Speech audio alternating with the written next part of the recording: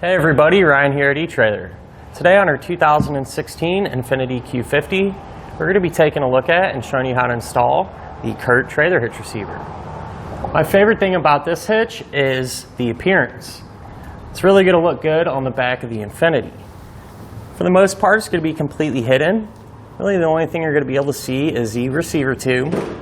It's going to have a nice thick gloss black finish. That should stay in good shape for a long time.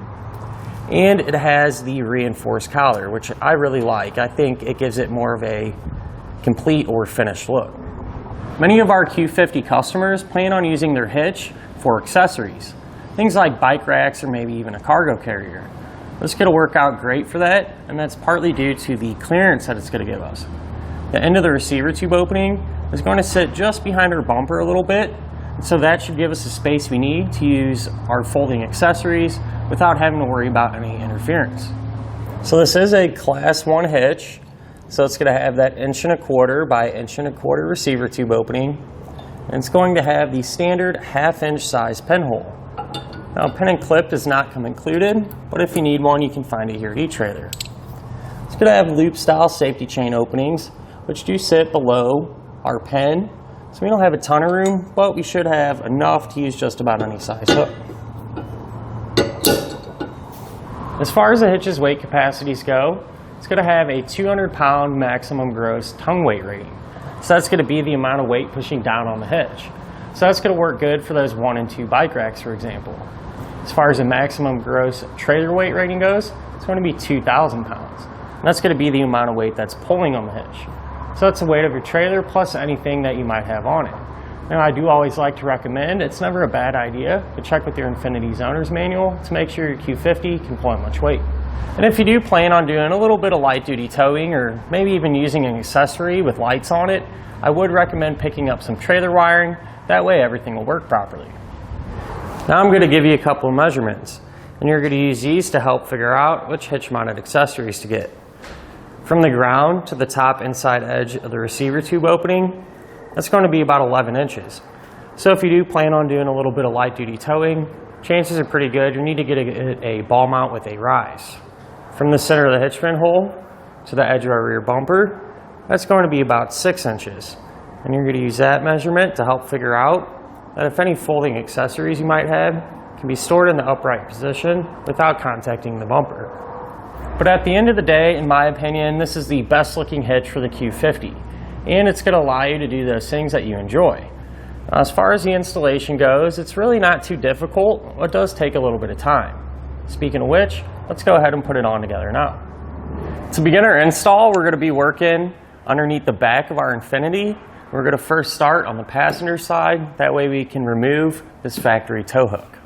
So this is our tow hook. And if we look on the outside of the frame rail, we're going to have 2 16mm bolts. So we'll go ahead and pull those out.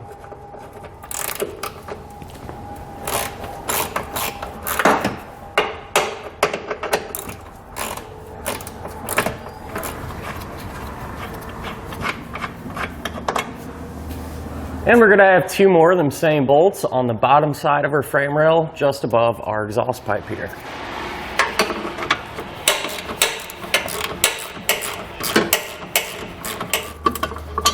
Once we get those 2 out, we can lower our tow hook down and set it to the side. Now we're going to need to lower our exhaust some to give us a little bit more room to work. But before we do that, I like to take a strap, just kind of run it from one side of our car to the other. That way it'll have a little bit of support and we can control how fast we let it down. Our hangers are going to be secured to the bottom of our frame rail by 3 12mm bolts. So we'll go ahead and pull those out. And I want to point out from this point on, anything we do to this side of our Infiniti, we're also going to do to the other side because they're set up the exact same way.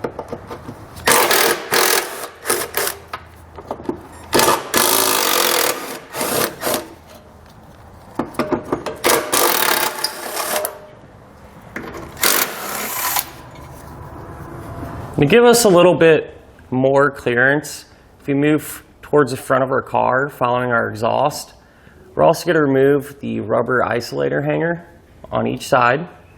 And to make it easier, you can spray it down with some soapy water or some lubricant. Then we're just going to take a pry bar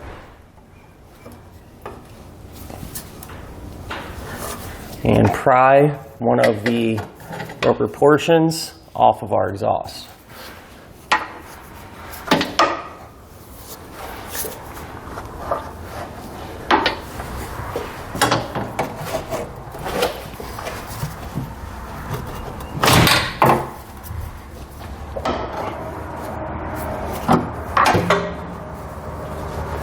We're able to loosen up our strap a little bit, and that'll give us the extra room that we need. Now what we need to do is enlarge this hole on our frame rail, and we're going to make it big enough to get our hardware up inside. So that's more or less going to create an access hole. So I'm going to use a step bit to make it bigger. You could also use a file or a die grinder bit, pretty much anything that can cut metal.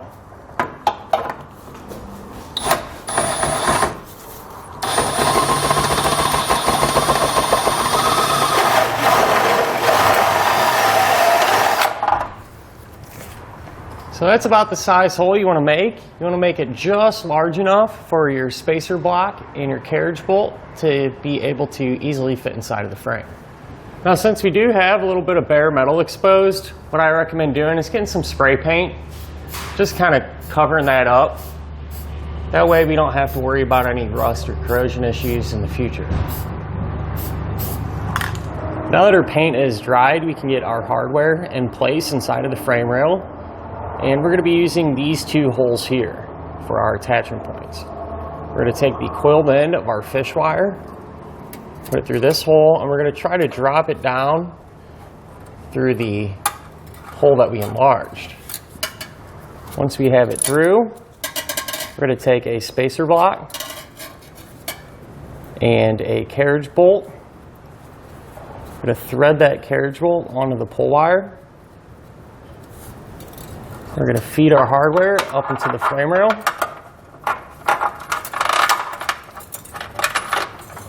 And then pull it through the hole.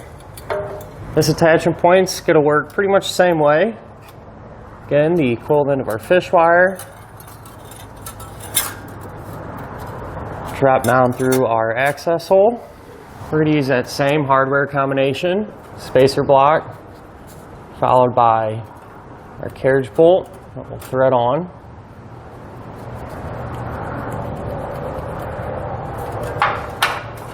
Feed it up.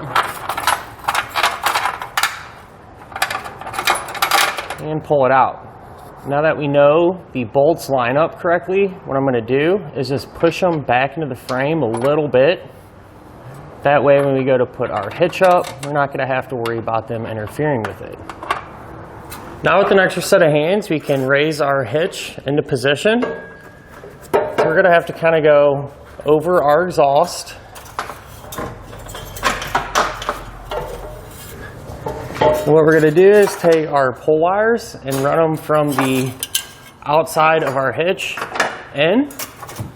Just want to make sure that we go through the corresponding holes.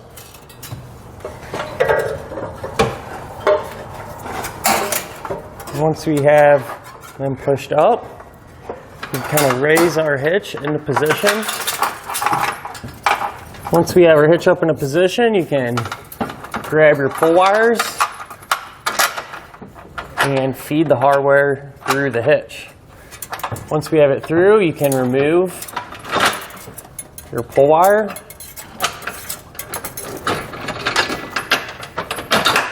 We're going to take a flange nut and get that started hand tight.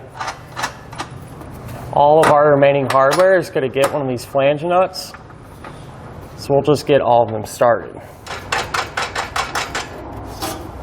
With all of our hardware in place and hand tight, you can come back with a 11/16 socket and get it all snugged down.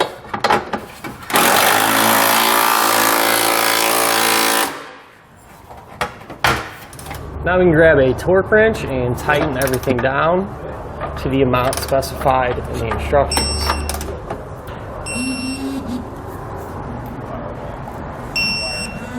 With the hitch all torqued down, we can raise our exhaust back into position and re-secure it.